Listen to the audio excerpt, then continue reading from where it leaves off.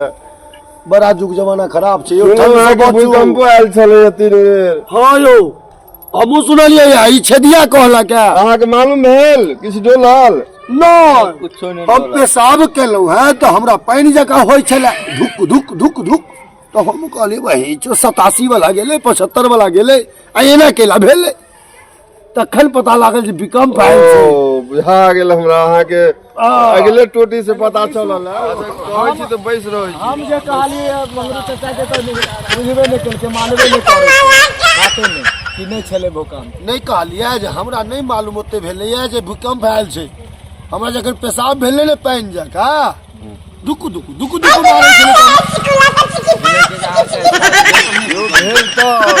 किछ डोलल और पूरो नीचे से डोलल। कथी सब डोल गेल यो घर के देखलिए बनेरियो डोलैत बुझलिए हम भगवान के फोटो लागल छले ने सेहो डोलै छले हम देखियो भगवान डोलै छै तो बुझियो दोसर भगवान आबा वाला गरीबी में एगो पंखा देले प्लास्टिक वाला ओहो डोलै छले बुझते छी हम कुछो नहीं डोल बुझबे नहीं कैली हम अरे हमें डोले चला घंटा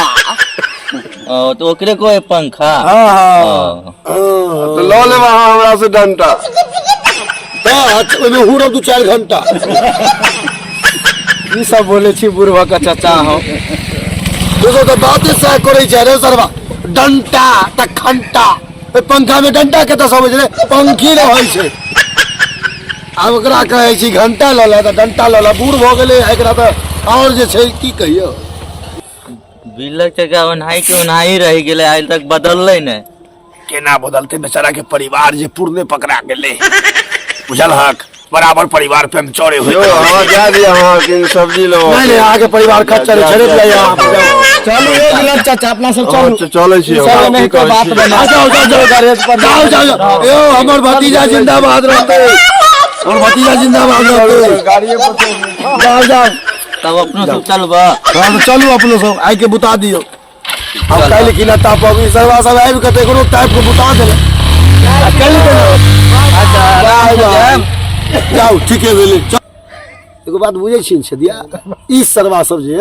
पिजाइल खच्चर तू तो जवानी में रहू खच्चर चाचा कहे के ई बात से बोले छै लोग कि अपना आपस के चाचा भतीजा वाला सरवा झाइप के राखै नहीं दोसर के बात बतियो ना उ सब जे छै खच्चर पिजाइल खच्चर ई त सोता भगवान सबके मालूम नहीं भ जाय जे ई सब खच्चर नहीं तो डाल देते पच्चर बुझली नै और अपना एना ठंड में एकटा झोरा ल के नहीं बउआब साग सब्जी ला दाल रोटी खा के गुजर कर लिया ठंड में नहीं घूमू हम सब या घूर के सहारा ल के भूर तपै छी।